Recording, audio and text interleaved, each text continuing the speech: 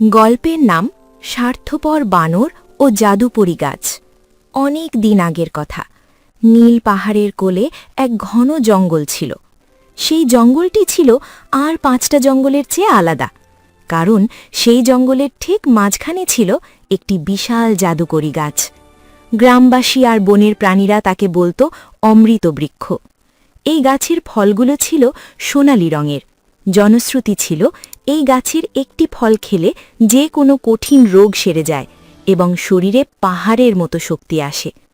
সেই বনের এক কোণে থাকত মিকু নামে এক বানর। মিকু ছিল খুব চতুর, কিন্তু তার চেয়েও বেশি ছিল স্বার্থপর। একদিন মিকু ভাবল, এই গাছের ফলগুলো তো অদ্ভুত।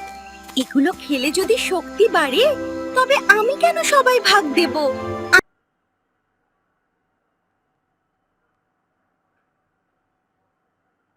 গাছের নিচে একদল ছোট হরিণ আর খরগোশ পরম শান্তিতে আসছিল একটি ফলের আশায়। হঠাৎ ওপর থেকে মিকু একটি প্রকাণ্ড চিৎকার দিয়ে নিচের দিকে ঝাঁপ দিল। সে একটি মোটা ডাল ধরে দুলতে দুলতে তাদের সামনে এসে বুক চিতিয়ে দাঁড়ালো। আজ থেকে এই গাছ আমার। কেউ যদি এই গাছের ছায়ায় পা দিয়েছ, তবে মাথা ফাটিয়ে দেব। মিকুর অত্যাচারে বনের অন্য প্রাণীরা খুব কষ্টে পড়ল। যে গাছটি ছিল সবার আশ্রয়ের জায়গা, আজ সেটিই হয়ে উঠল আতঙ্কের প্রতীক। পাখিগুলো ভয়ে ডালে বসতে পারত না, আর হরিণেরা নিচে ঘাস খেতে আসার সাহসও হারিয়ে ফেলল। মিকু সারা দিন গাছের ওপর বসে একাই সেই জাদুকরি ফল খেত। তার পেট ভরে গেলেও সে অন্যদের একটি ফলও দিত না। তার কাছে দয়া বা মায়া বলে কিছু ছিল না। প্রখর দুপুরের রোদ। বনের সবচেয়ে বিশাল ও দয়ালু হাতি গজেন খুব ধীর পায়ে অমৃত বৃক্ষের দিকে এগিয়ে আসছে। তার বিশাল শরীরটা আজ অবসাদে নুয়ে পড়েছে। সে টলমল পায়ে হাঁটছে এবং মাঝে মাঝে থেমে দীর্ঘশ্বাস ফেলছে।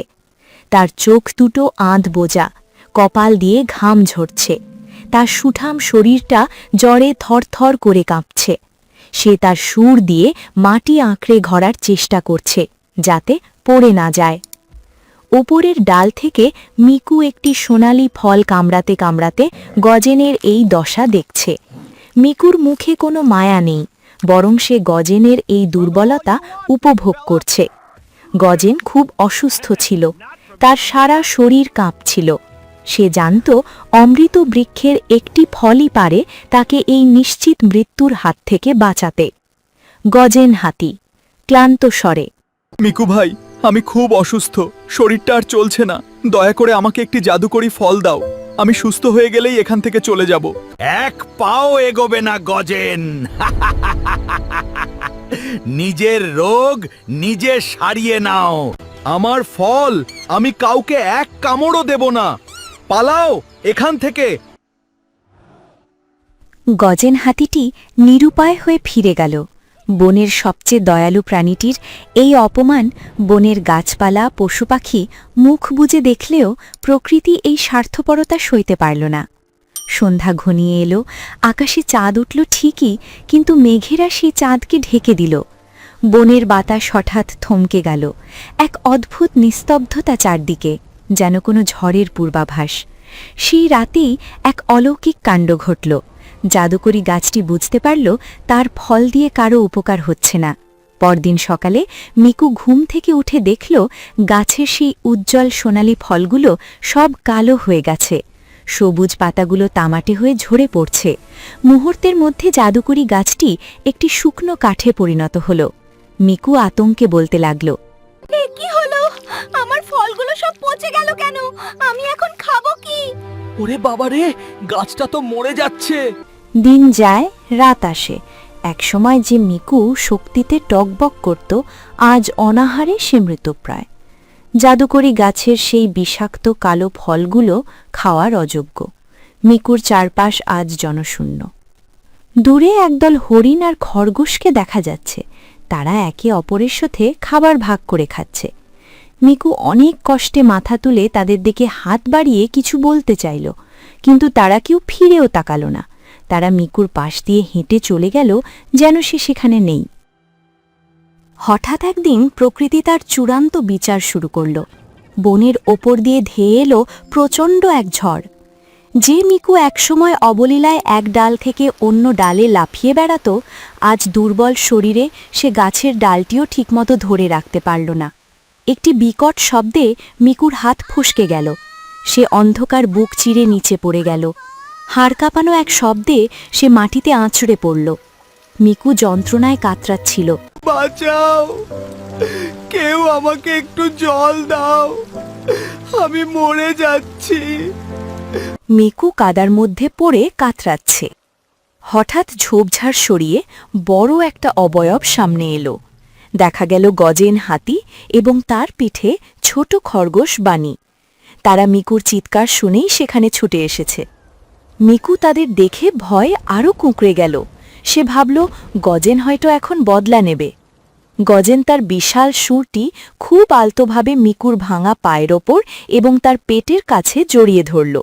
সে মিকুকে কাদা থেকে তুলে ঘাসের ওপর নিয়ে এলো এবং তাকে আগলে রাখল। মিকু অবাক হয়ে দেখল গজেনের চোখে কোনো রাগ নেই, আছে কেবল করুণা। ছোট বানি খরগোশ লাফিয়ে পাশের একটি বড় কচুপাতা বা পদ্মপাতায় বৃষ্টির জল ধরে নিয়ে এলো। সে মিকুর ঠোঁটের কাছে পাতাটি ধরল। মিকু তৃষ্ণার্ত হয়ে সেই জল পান করতে লাগল।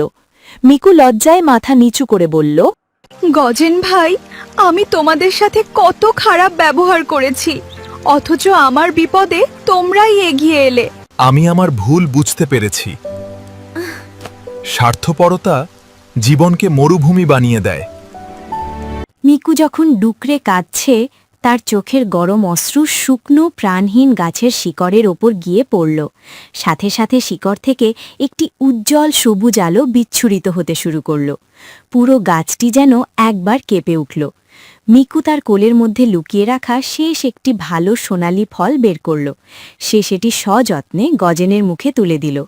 গজেন ফলটি খাওয়ার সাথে সাথে তার সারা শরীর সোনালি আলোয় ঝলমল করে উঠল। গজেনের ক্লান্তি নিমেষেই দূর হয়ে গেল। মুহূর্তের মধ্যে শুকনো কাষ্ঠখণ্ডটি আবার কচি সবুজ পাতায় ভরে উঠল। তামাটে কালো ফলগুলো ঝরে গিয়ে ডালপালার ফাঁকে ফাঁকে উজ্জ্বল সোনালি ফল টুপটুপ করে বেরিয়ে এলো। চারদিকের কুয়াশা কেটে গিয়ে রোদ ঝলমলে এক স্বর্গীয় বন তৈরি হল। সেদিন থেকে মিকু আর স্বার্থপর রইল না। সে সবাইকে ফল পেড়ে দেয় এবং বনের সব প্রাণীদের সাথে মিলেমিশে থাকতে শুরু করল। নীতিকথা: একা সুখে থাকার চেয়ে সবাইকে নিয়ে সুখে থাকার আনন্দ অনেক বেশি। স্বার্থপরতার ধ্বংস আনে, আর পরোপকার আনে জীবনের প্রকৃত সমৃদ্ধি।